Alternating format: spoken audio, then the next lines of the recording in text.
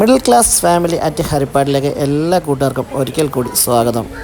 ഇന്ന് നമ്മൾ ഫിഷിൻ്റെ വീഡിയോ ഒന്നുമല്ല കേട്ടോ. ഇന്ന് നമ്മൾ വെറുതെ വീട്ടിൽ 2 ദിവസം അവധി കിട്ടുമ്പോൾ തിരുവനന്തപുരം സൂ വരെ ഒന്ന് പോയി. അപ്പോൾ തിരുവനന്തപുരം സൂവിൻ്റെ എല്ലാ കാഴ്ചകളൊന്നുമില്ല, പ്രധാനപ്പെട്ട കാഴ്ചകൾ മാത്രം ഉൾപ്പെടുത്തി ഒരു ചെറിയ വീഡിയോ. അപ്പോൾ പുതിയതായിട്ട് കാണുന്നവർ നമ്മുടെ ചാനൽ സബ്സ്ക്രൈബ് ചെയ്യാൻ മറക്കല്ലേ. പിന്നെ തമ്പിലൊന്ന് ക്ലിക്ക് ചെയ്ത് നിങ്ങളുടെ വിലയേറിയ അഭിപ്രായങ്ങൾ കമൻറ്റായി തരികയും ചെയ്യണേ. അപ്പോൾ തിരുവനന്തപുരം സൂവിൽ ചെന്നപ്പോൾ ആദ്യമായിട്ടാണ് കേട്ടോ ഈ നീർനായും അതേപോലെ തന്നെ നമ്മുടെ കാണ്ടാമൃഗമൊക്കെ ഇത്ര ആക്റ്റീവായി നടക്കുന്നത് ഞാൻ കാണുന്നത്. ഞാൻ ചെല്ലുന്ന സമയമനുസരിച്ച് സാധാരണ ഇത് ഫുഡ് കഴിഞ്ഞ് ഒരു ഉറക്കത്തിൻ്റെ മട്ടിൽ കിടക്കുന്നതാണ് പലപ്പോഴും കണ്ടിട്ടുള്ളത്. പിന്നെ ഇവിടെ പറയാനുള്ളത് കുറേ പുതിയ സിംഹങ്ങൾ വന്നിട്ടുണ്ട് കേട്ടോ.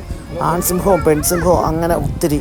ഇപ്പം സിംഹത്തിനെ അല്ലാതെ കൂട്ടിലും കാണാം, അഴിച്ചുവിട്ട് ഇങ്ങനെ നടന്നു പോകുന്ന രീതിയിലുള്ള കാഴ്ചകളും ഒക്കെ ഒരുക്കിയിട്ടുണ്ട്. നമ്മളെക്കാൾ ഈ കൗതുക കാഴ്ചകൾ കൂടുതൽ ആസ്വദിക്കുന്നത് കുട്ടികൾ തന്നെയാണ്.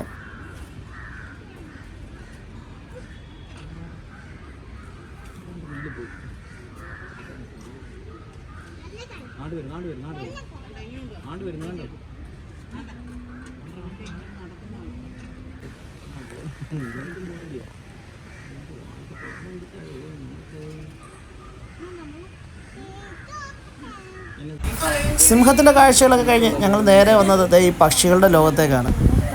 ഇവരെ ഇങ്ങനെ ദൂരത്തുനിന്ന് കാണുമ്പോൾ വളരെ ചെറിയ പക്ഷികളായിട്ട് തോന്നുമെങ്കിലും ഇതിൻ്റെ വലിപ്പം അറിയണമെങ്കിൽ തൊട്ടടുത്ത് നിന്ന് തന്നെ കാണണം. അടുത്ത് നിന്ന് കണ്ട ഒരു വീഡിയോ കൂടി ഇതിൻ്റെ അകത്ത് ഞാൻ ഉൾപ്പെടുത്തുന്നു.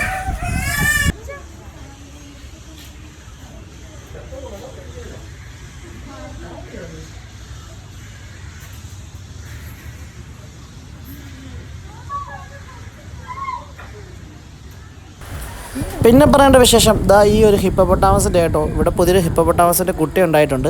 അപ്പം ആ ഒരു കാഴ്ചകളും ഇവിടെ ഉള്ള ജനങ്ങൾക്ക് ഒത്തിരി കൗതുകമുണർത്തുന്ന കാഴ്ചകൾ തന്നെയായിരുന്നു. അപ്പം ഞങ്ങളുടെ ഈ കൊച്ചു വീഡിയോ എല്ലാവർക്കും ഇഷ്ടമായി എന്ന് വിശ്വസിക്കുന്നു. അടുത്തൊരു നല്ല വീഡിയോയുമായി വീണ്ടും വരുന്നവരെ ബൈ. ആ കടുവാ ചേട്ടനും ഇവിടെ ഉണ്ട് കേട്ടോ, അത് പറയാൻ മറന്നുപോയി.